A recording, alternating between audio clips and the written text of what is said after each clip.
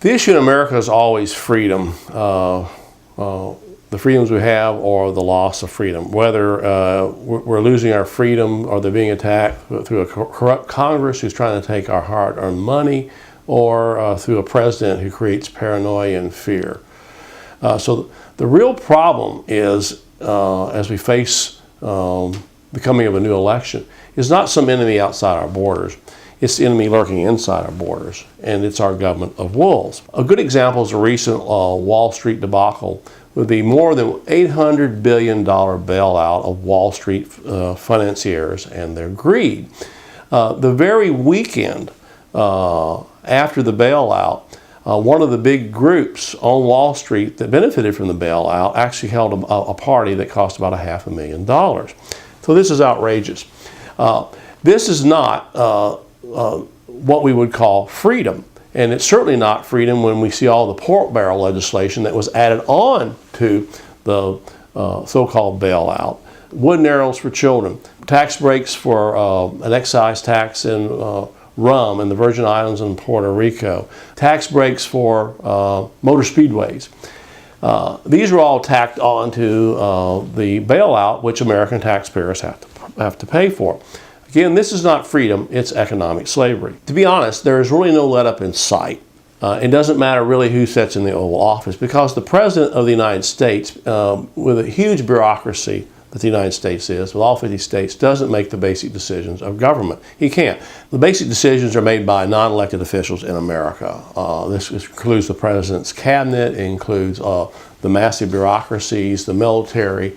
There are more than 2 million people that work for the federal government, and this doesn't include the Postal Service or the millions of dollars that is spent on private contractors. Then you have these large bureaucratic agencies such as the IRS, the Department of Education, the Department of Homeland Security, and so on and on ad infinitum, which spend billions of dollars and pass all kinds of laws and edicts that never go before Congress, which actually violates Article 1 of the Constitution, which says that Congress has to pass all laws. Then there are the large intelligence agencies, such as the CIA and the National Security Agency, which data on them is almost impossible to find, and they operate off of black op budgets or secret budgets, which again violates our Constitution, which says there must be a public accounting of funds. So there's all these people that are basically running our government, making day-to-day decisions, and they're not even elected, and they're not accountable. And the fact is that most politicians listen to these people, such as President Bush would listen to his Treasury Secretary, who makes the basic decisions of government, especially on issues like this bailout. So what we see basically is we're not really operating under our Constitution anymore. And the framers put in provisions to protect us, such as the ones that have been violated. The fact that we should get a public accounting. We shouldn't have governments operating off of secret budgets. We don't know what they do. We pay for it, so as the American citizens, as the owners of America, we the people should know what they're doing.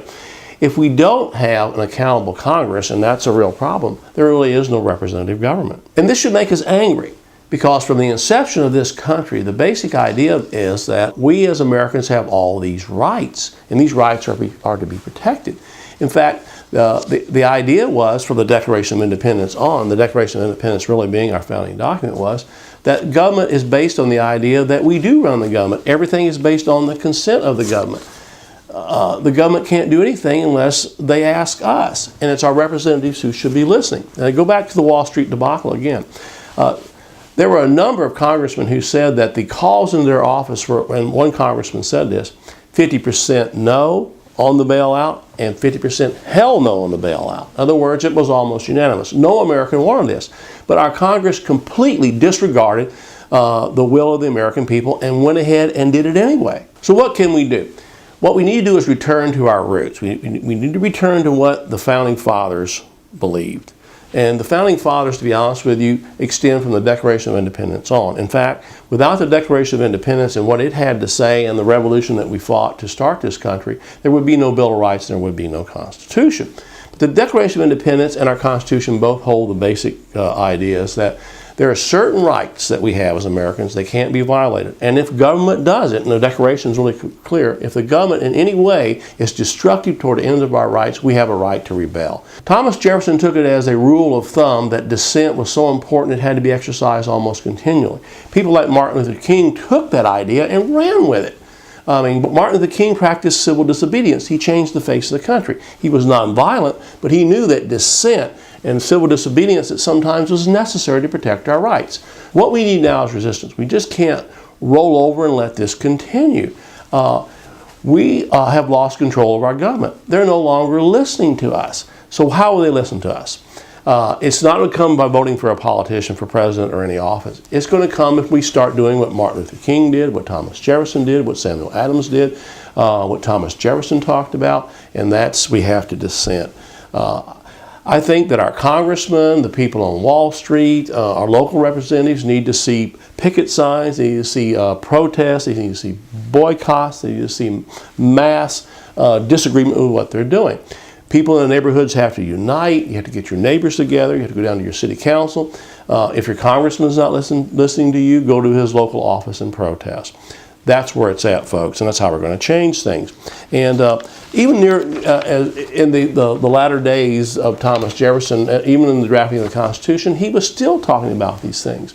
Let me tell you what he said in a letter, and I'll quote from the letter. He said, "What country can preserve its liberties if its rulers are not warned from time to time that this people preserve the right of resistance?" Resistance is key. If we don't start resisting and conducting dissent, speaking up and fighting back and getting together and get organized, we're going to totally lose control of our country.